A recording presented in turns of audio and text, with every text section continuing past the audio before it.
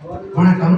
இன்றைய தினம் புனரத்னம் தர்மசீலன் ஐயா அவர்களுடைய ஐயா அவர்களுடைய 45வது நாள் நினைவை முன்னிட்டு இந்த நிகழ்வினை ஒரு நிமிட அகவணக்கத்துடன் நாங்கள் ஆரம்பித்து வைப்போம்.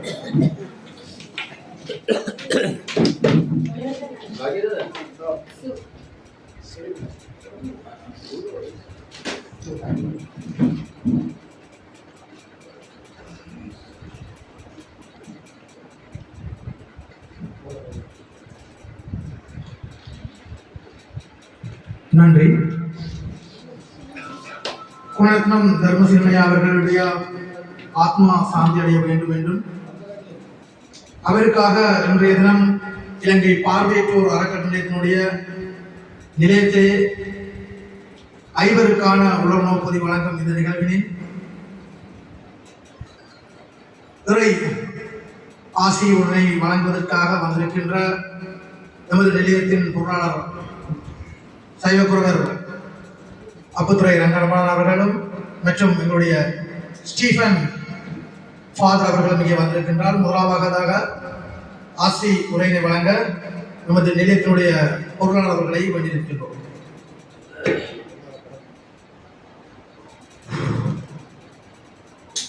திருவாக்கும் செயலும் கைகூடும் செஞ்சொல் பெருவாக்கும் பீடும் பெருக்கும் உருவாக்கும் ஆதலால் வானோரும் ஆணை முகத்தானை காதலால் கூப்புவர்த்தம் கை. எல்லாம் வல்ல இறைவனுடைய ஆசியோடு இந்த மாதாந்த உலர்நோப்பதி நிகழ்வை தலைமை தாங்கி நடத்தி கொண்டிருக்கின்ற மதிப்பார்ந்த ஸ்ரீ ஜெயராஜா தலைவர் அவர்களே மற்றும் இங்கே ஆசிரியரை வழங்க வந்திருக்கின்ற அர்ப்பணி ஸ்டீவன் பாஸ்டர் அவர்களே மற்றும் இங்கே நிர்வாக சபை உறுப்பினர்களே மற்றும் இங்கே வருகை தந்திருக்கின்ற இன்றைய அதாவது குணரத்னம் தர்மசீலன் ஞாபகார்த்தமாக உணவு பொதியை அன்பளிப்பு செய்ய வந்திருக்கின்ற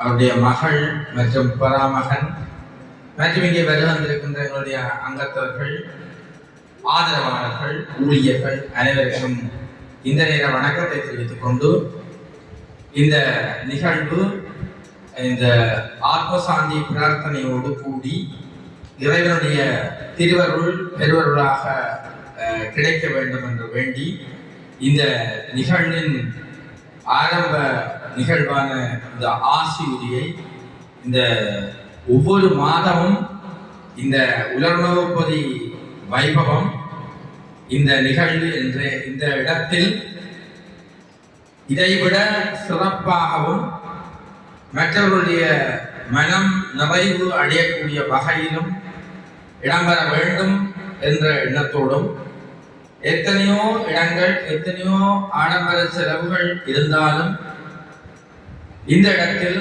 தங்களுடைய மனதை ஒருநிலைப்படுத்தி இங்கே கைங்கரியங்களை வழங்க வந்திருக்கின்ற அன்பர்கள் இன்னும் பல அன்பர்களை அழைத்து வந்து இந்த மாதாந்த உலர்நோப்பதி வைபவத்தை மிகச் சிறப்பாக முன்னெடுக்க எல்லாம் வல்ல இறைவனை ஆசி வேண்டி இந்த ஆசி உரையை நிறைவு செய்தேன். நன்றி. அடுத்ததாக எங்களுடைய அழைப்பை ஏற்று வந்திருக்கின்ற எங்களுடைய ஸ்டீஃபன் ஃபாதர் அவர்களை ஆசி உரை வழங்கி வைக்குமாறு மிகவும் பணிவன்புடன் வேண்டி நிற்கின்றோம்.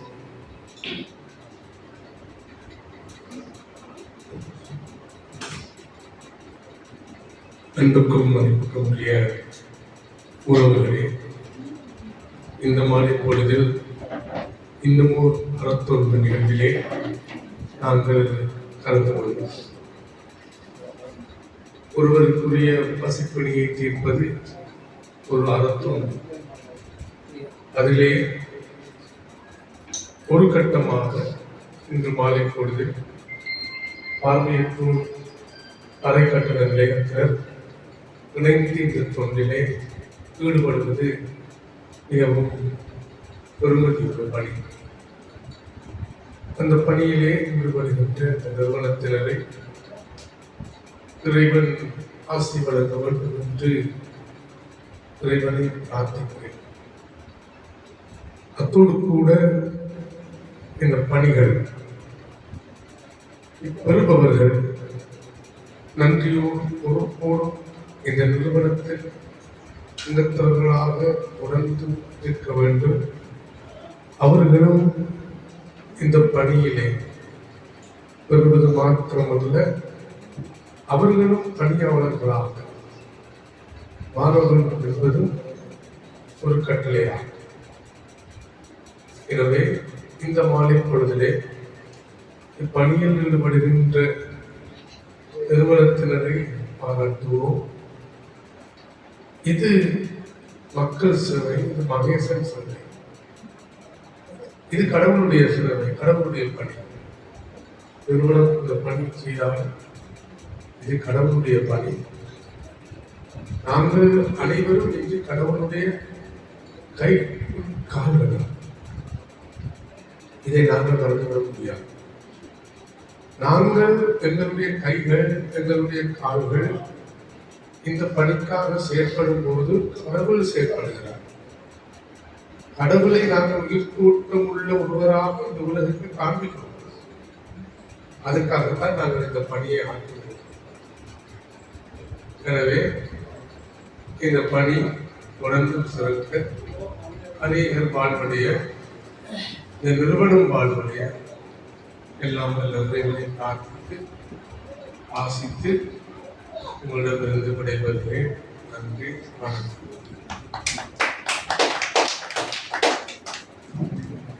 ஆசி உரை வழங்கி அமைந்திருக்கின்ற இரு மதகுருமார்களுக்கும் வணக்கத்தை கூறிக்கொண்டு, இந்த குணரத்னம் தர்மசீலன் அவர்களுடைய முதல்வியார் தொலைபேசி மூலம் தொடர்பு கொண்டு எங்களிடம் எங்கள் உணவு வழங்க முடியுமா என்று கேட்டு அதற்கு நாங்கள் மாதாந்த உணர்வு பொதி வழங்கி வருகின்றோம் என்று அவர் கூறியதும், நாங்கள் பொதுவிலே எங்களது நிறுவனம் தொடங்கிய காலத்திலிருந்து 5000 ரூபாய் பெறுமதியான உணவுப்பொதி வழங்கி வருகின்றோம் என்ற விடயத்தை தெரிவித்ததற்கிணங்க, நாங்கள் மாதந்தோறும் வழங்குகின்ற உணவுப் பொதிகளானது நாங்கள் இங்கே சிட்டை வழங்குவோம். அங்கே குவானி ஸ்டோர்ஸ், யாழ்ப்பாணத்திலே சென்று குவானி ஸ்டோர்ஸிலே தான் அங்கே அந்த பொதிகளை பெற்று செல்வார்கள். அந்த வகையிலே இன்றைய தினமும் இந்த சிறுமி அவர்களுடைய தந்தையாருடைய ஞாபகத்தை முன்னிட்டு 5 பேருக்கான உணவு பொதி வழங்குகின்ற நிகழ்வானது இருக்கின்றது. அவருடைய உணவு பொதியானது இங்கே வழங்கப்படும். ஏனைய மாதந்தோறும் உணவு பொதி பெற்றுக் கொள்பவர்கள் யாழ்ப்பாணம் குவானி ஸ்டோர்ஸிலே இன்றைய தினம் 7 மணிக்கு முன்பாக நீங்கள் 7:30க்கு முன்பு போய் சென்று எடுக்கலாம். இல்லை என்றால் நீங்கள் திங்கட்கிழமையும் அதை போய் வேண்டலாம். அந்த வகையிலே இந்த உணவு பொதிகளை வழங்கி வைப்பதற்காக தங்கை அவர்களை அழைக்கின்றோம். குணரத்னம் தர்மசீலன் அவர்களுடைய முதல்வியாரும் அவருடைய சகோதரரையும் இந்த இடத்துக்கு அழைக்கின்றோம். அவர்களின் கரங்களால் 5 உணவு பொதி வழங்க வைக்கப்படுகின்றது. அந்த உணவு பொதி வழங்குகின்ற பெயர்களை வாசிக்க அவர்கள் வந்து இந்த உணவு பொதிகளை பெற்றுக் கொள்ளும்.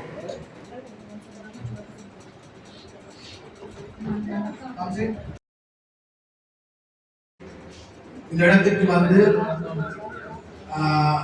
உணவு பொதிகளை பெற்று அந்த ஆத்மா சாந்தி அடைய வேண்டி பிரார்த்திக்குமாறு கேட்டுக்கொள்கின்றோம்.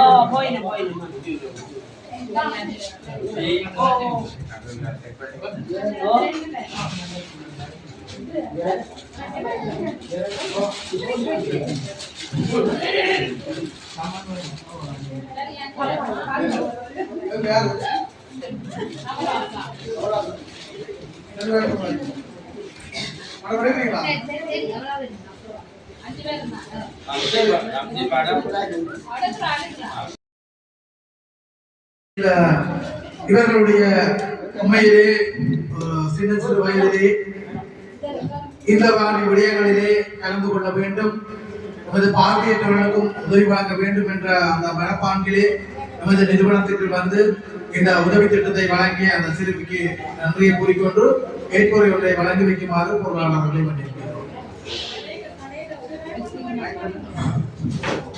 இந்த நிகழ்வில் இந்த லக்ஷிகா என்ற பெண் பிள்ளை விகாஸ் நிறுவனம், அதாவது இன்ஸ்டிடியூட் கேம்பஸ்ல கேம்பஸ்ல படிச்சு கொண்டு கேட்கல, நாங்கள் எங்கள் அறக்கட்டளை நிலையத்தினுடைய பணிகளை அங்கே மாணவர்கள் மத்தியில் விளங்கப்படுத்தியதை கேட்டு பிள்ளை இன்றைக்கு இந்த நிகழ்வை இதை செய்ய வேண்டும் என்று மனம் கொண்டிருக்கின்றார். சிறுமி மகள் வேம்படி கல்லூரியில் கல்வி கற்கின்ற காலப்பகுதிகளில் பார்வை இழந்தவர்களை பற்றி ஓரளவுக்கு அறிந்திருப்பார். அவருடைய எதிர்காலத்தில் தன்னுடைய நண்பர்களோடு பழகிக் கொள்ளும் வேளைகளிலும் இந்த கண் பார்வை இழந்தவர்கள் அல்லது பார்வை குறைபாடு உடையவர்கள் உடைய தேவைப்பாடுகள் சம்பந்தமாக இன்னும் பேசிக் கொள்ளுவார். தன்னுடைய முக புத்தகங்களிலும் அவரோடு கூட வந்திருக்கின்ற தம்பி, அந்த தங்கச்சியினுடைய அண்ணா வருகை தந்திருக்கின்றார்.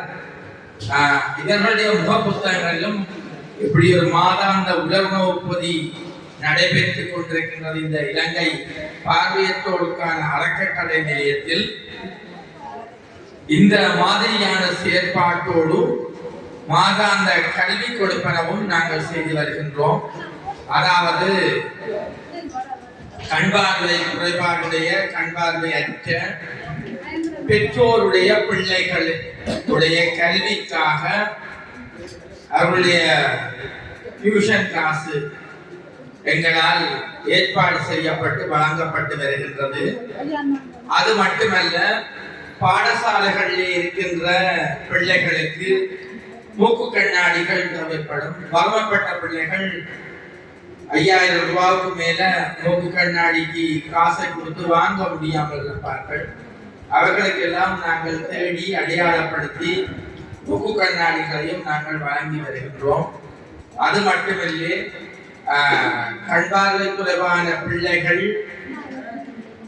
குற்றொழுக்க முறையை கற்றால்தான் எதிர்காலத்தில் அவருடைய பார்வை குறையும் போது தொடர்ந்தும் கல்வியில் வளர முடியும் என்பதற்கான வழிகளையும் காட்டி வருகின்றோம். அது மட்டுமன்றி, பார்வை குறைபாடுடைய மருத்துவத்தில் நாங்கள் மருத்துவ உதவிகளை மேற்கொள்கின்றோம். சுயதொழில் வளர்ச்சிக்காக கண்பார்வை இழந்தவர்கள் சுயதொழில் முயற்சிகளை மேற்கொள்வார்கள்.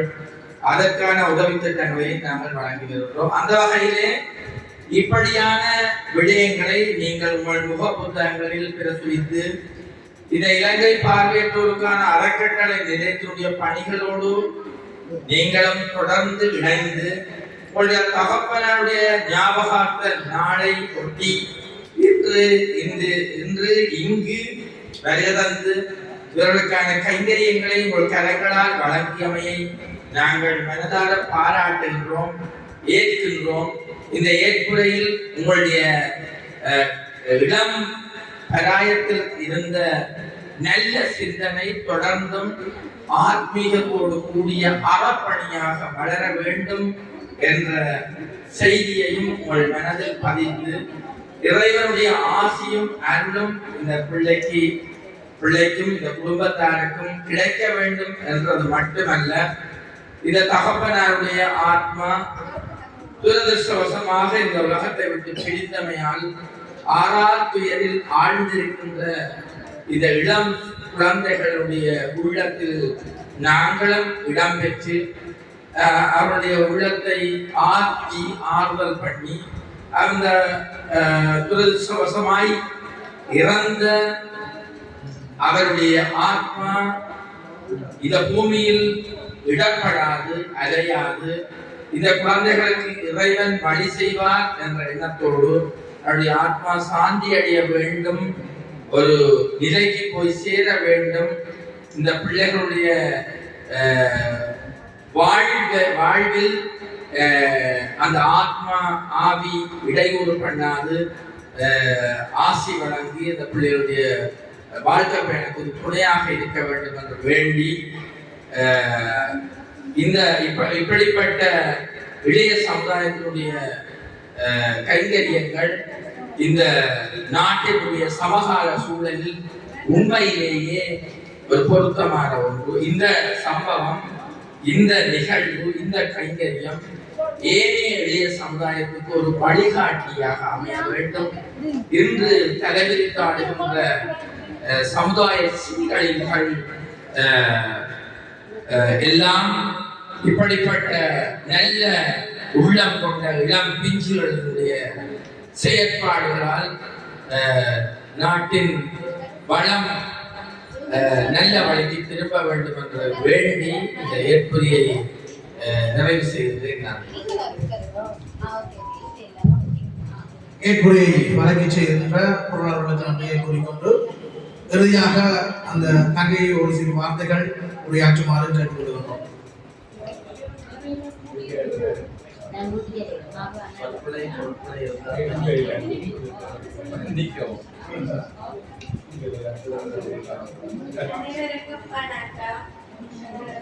எல்லாரும் மனசார பிரார்த்திக்கணும். என் அப்பாண்ட ஆத்மா சாந்தி அடைய வேண்டும். நன்றி. நிச்சயமாக எங்களுடைய நான் இந்த தங்கையை கேட்கும் போது நான் சொன்னேன், லக்ஷி என்னோட தொலைபேசியில் தொடர்பு கொண்டு கேட்டபோது நான் சொன்னேன், இன்னும் ஒரு நாளைக்கு உணவு கொடுத்தீங்கன்னா அன்றையோட முடிஞ்சிடும். ஆனால் இப்படி உணவு பொதி கொடுத்தீங்கன்னு சொன்னால் உண்மையிலே ஒரு 10 நாளைக்கு அவைக்கு சாப்பிடக்குள்ள நிச்சயமா உங்களுடைய தந்தையுடைய ஆத்மா சாந்தி அடையும் என்று அந்த வகையிலே நிச்சயமாக அவருடைய இறைவனாக இருந்து இந்த குழந்தைகளுக்கு அருள் புரிவார் என்று கூறிக்கொண்டு அடுத்த நிகழ்வாக மாதாந்த உலர்நோய் பொதி வழங்குதல். இந்த மாதாந்த உலர்நோய் பொதி வழங்குதல் நிகழ்வு வந்து உங்கள் எல்லோருக்கும் தெரியும்.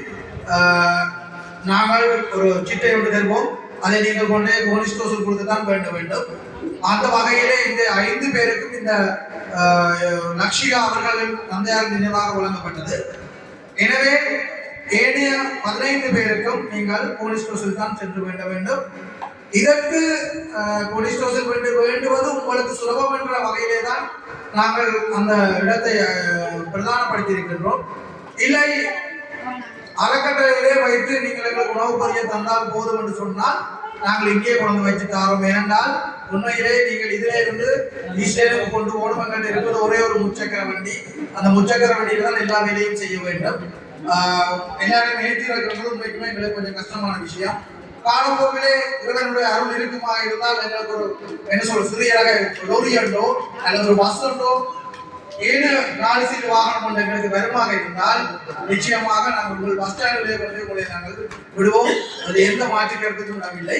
அந்த வகையிலே இந்த இறுதி 15 பேர்களுடைய பெயர்களை வாசிப்பதற்காக ஹம்சிகா அவர்களை இந்த இடத்துக்கு அழைக்கின்றோம். இங்கே வந்து சிட்டை வழங்கப்படும். இந்த சிட்டைகளை நீங்கள் எடுத்துக்கொண்டு போய் போலீஸ் ஸ்டேஷனில் வாங்க வேண்டும். நீங்கள் கருத்துக்கள் இருந்தால் உங்கள் கருத்துக்களை கூறலாம். இந்த சிட்டை உணவு பொதியின் சிட்டைகளை வழங்கி வைப்பதற்காக எங்களுடைய ஆசிரியரை வழங்கி வந்திருக்கின்ற எங்களுடைய ஸ்டீவன் ஃபாதர் அவர்களை அழைத்து நிற்கின்றோம். இங்கே உணவு பொதிகளுக்குரிய சிட்டையை வழங்கி வைப்பதற்காக.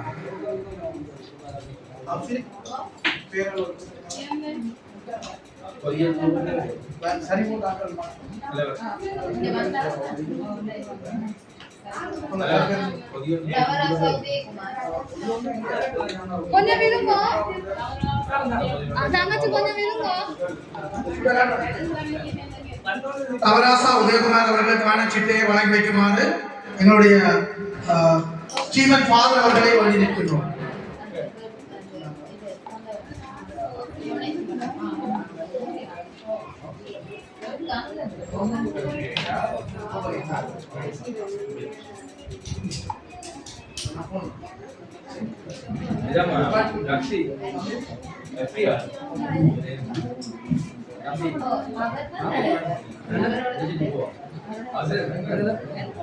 அடுத்ததாக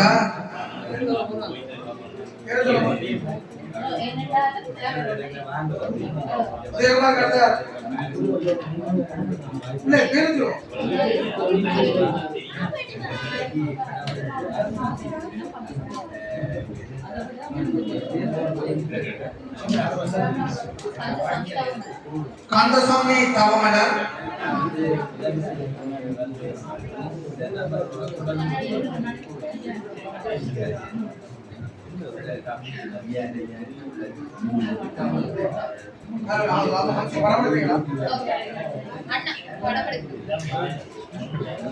சுடுகாரன் நடத்தணும்.